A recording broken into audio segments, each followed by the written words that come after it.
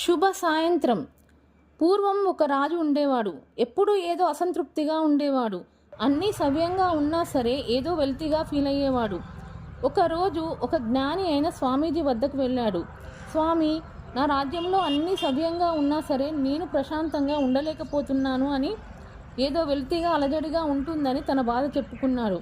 అప్పుడు ఆ జ్ఞాని అయిన స్వామీజీ, రాజా, నువ్వు నీ బాధ్యతలు సరిగా నిర్వర్తించడం లేదా అని అడిగాడు. అప్పుడు రాజు, మా రాజ్యానికి శత్రుభయం లేదు, దొంగల భయం లేదు. మా రాజ్యంలో పాడి పంటలు చాలా ఎక్కువ, పన్నులు కూడా తక్కువే, న్యాయ వ్యవస్థ చాలా బాగుంది. ఇక్కడ ఎవ్వరికీ అన్యాయం జరగడం లేదు. ప్రజలందరూ ఆనందంగా ఉంటున్నారు. కానీ నాకే ప్రశాంతత లేదు అన్నాడు.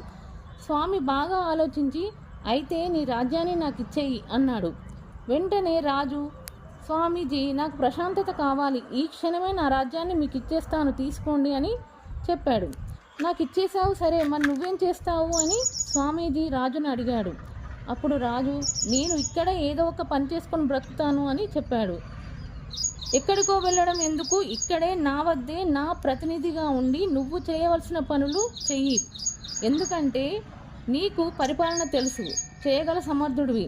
ఒక ఏడాది తర్వాత వచ్చి లెక్కలన్నీ చూసుకుంటాను అని చెప్తాడు.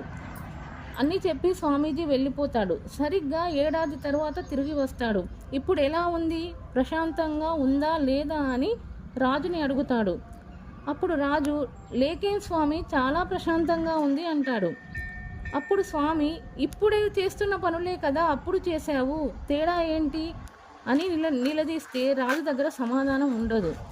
అప్పుడు స్వామీజీ, రాజా, అన్నీ సక్రమంగా నడుస్తున్నా ఇది నాది, నా బాధ్యత అనుకున్నప్పుడు ఒత్తిడి పెరుగుతుంది. ఇప్పుడు నువ్వు నా ప్రతినిధిగా చేస్తున్నావు కాబట్టి అవే పనులు చేసినా కూడా ఒత్తిడి లేకుండా చేస్తున్నావు. అదే తేడా. నాది అనుకున్నప్పుడే ఏదైనా బరువు పెరుగుతుంది. నీది సొంతమైనదంటూ ఈ భూమి మీద ఏమీ లేదు.